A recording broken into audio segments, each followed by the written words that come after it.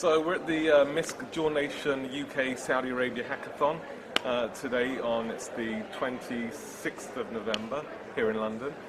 So, and I'm with Dr. Keith Grimes, my friend and inspirational person who tells me what's going on in his world, and we exchange ideas. So we're just going to have a general chit chat today about what's happening, what's coming up in 2017, what we'd like to see more of and what we'd like to see less of as well in digital health. So let's kick off. I mean, obviously we've been around the teams today, and it's quite interesting. But what do you think? What do you see changing generally? Obviously, these people aren't necessarily always creating ideas for the NHS. They could be thinking of stuff globally. But what are we seeing these days? What we're seeing, so it's an amazingly appointed hackathon, and we've got some interesting teams working across two sites. What we're seeing now, I think, is more and more interest in hacks to bring together those people that wouldn't maybe ordinarily be involved in providing healthcare solutions or devices.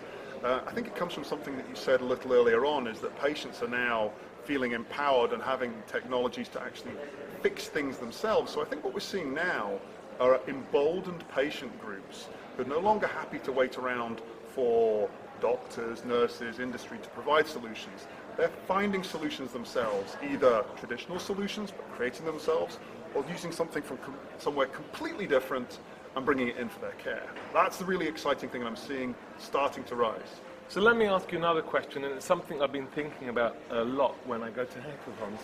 So how would we even innovate with hackathons themselves in healthcare? And I was thinking, why aren't we having intergenerational hackathons? So why aren't we having hackathons where the local council says, let's get a bunch of people, invite people who are, say, 65 plus or using certain services and certain care, and let's get a bunch of young coders and other people and people from the creative sector, designers, coming together. And then you've even got the whole intergenerational thing. If, for example, you have hackathons where you've got parents and children, so maybe you've got people with young kids between 7 and 13, and you say, come with your parents, and your parents know the real world problems, you're learning the tech, you know the tech more than your parents. Can't you create something together? I mean, why aren't we doing that? That's a really, actually, I was preparing an answer for your first part, but as is often the case when you speak to this man, had another idea as we happen. We're talking about parent-child hacks. The idea is that the two work together because you've got the dynamic of the parent providing the care for the child, but the child may have solutions of their own, and it can just change that dynamic slightly, and between them show that they can maybe take more control of their healthcare together. And I haven't seen that done, but that would be really powerful. Actually, saying that, I was involved in a kind of online hack where I was using Twitter one weekend, and Erin Moore, who's a mother of a child with cystic fibrosis, was having problems with her child having to hold a nebulizing device in their mouth for respiratory therapy, and because it takes a long time, couldn't hold his iPad. So with a community of people on Twitter and in social media, hacked a solution over the course of the weekend. Between patients, I was answering things and stuff. They came with a lovely solution there, and that was a parent-child social media hack. So there's experiments in how you can do this too. This particular event is held over two sites, between Riyadh and London as well, and there's technical and cultural things that people have to work out. But new ideas are coming out. So I'm all up for mixing it up. Okay. Absolutely. And let me ask you a final question, because obviously you're a practicing healthcare professional, you're a GP, you're seeing patients, but you're also experimenting with a lot of this consumer tech that's coming around. What if you had one message for people who are thinking, I want to come up with a solution, I've got this tech, I want to solve a problem, for example, but they want to do something that you can reimburse them for, that's appropriate for the setting, that can be integrated into your existing clinical protocols and pathways. What is it that you're crying out for as a GP and saying, why isn't someone out there developing? I don't have the time to develop it, but somebody else should and could. The problem lies with us. It doesn't lie with the patients. It lies with the doctors. And I say that because people will often say that, how do you get a patient more activated or engaged in their health? And we've tried lots of different ways. And it occurred to me that patients are always wanting, or very often they're wanting to be activated and engaged. They want to take control, and they'll say this every time when they consult with you. Here, I've done this. Can I do this?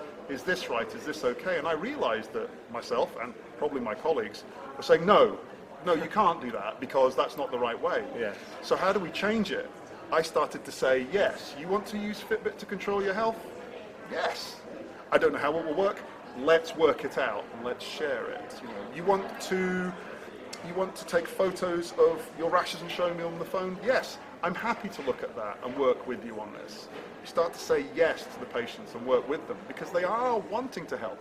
You knock them down a few times by saying no, why would they come and ask you again? So we need to start saying yes. We need to be more open. Okay. And then, if the challenge is that the system needs to be more open at a structural level, people in every scenario, every part of the industry are frustrated and impatient. They don't want to wait. How could we fast track? What are some quick ways that we could fast track this culture change? It may take 10 or 15 or even 20 years or longer to get an entire healthcare system in this country to start as a system, as a whole unit, saying yes more often. Well, that's true. I think one really good way to start would be to try and bring some of your more cynical or skeptical colleagues along to events like this or other hackathons to experience what it's like to be a creator. I think a lot of clinicians feel that they don't have a position to create. That's not their role. They're not a creative person. They're there to just take what they're told the best evidence is and deliver it. So maybe start to make them feel a little more flexible, that they can do something, that they can think more widely.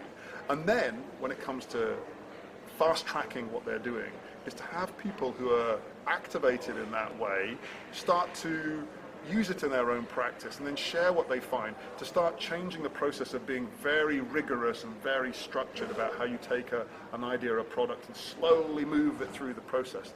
Do something small scale, see if it works, share it. I mean, you're innovating your work at a very local, grassroots level. I mean, has the system as an entity said, well, do they go to people like you and are they scanning for people like you and saying, look, this is what's happening at the edges. We're not asking for people to do this. They're doing it of their own accord. They're experimenting. Let's look at basically taking the best of these ideas and scaling them up. Is that how do you translate what you and others like you are doing into actually something that could be done nationally, or there's a national protocol or a national pathway? Within the NHS, they're actually, they're beginning to, they were very bad at talking the talk, but not walking it. They were talking that they wanted innovation.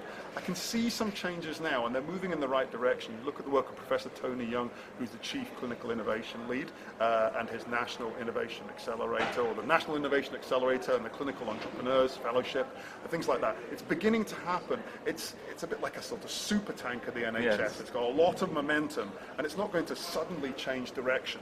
But you can sense the movement. So there is some movement, partly because we've got people who want to innovate, achieving positions within the structure to facilitate it, but partly because we are up against such enormous challenges.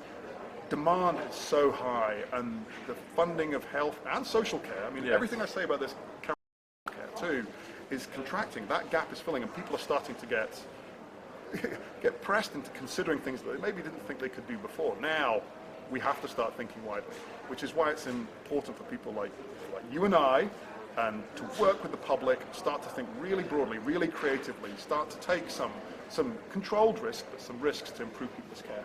Okay, that's great. Thank you, Dr. Grimes. We've got to Always get back a to the pleasure. hackathon.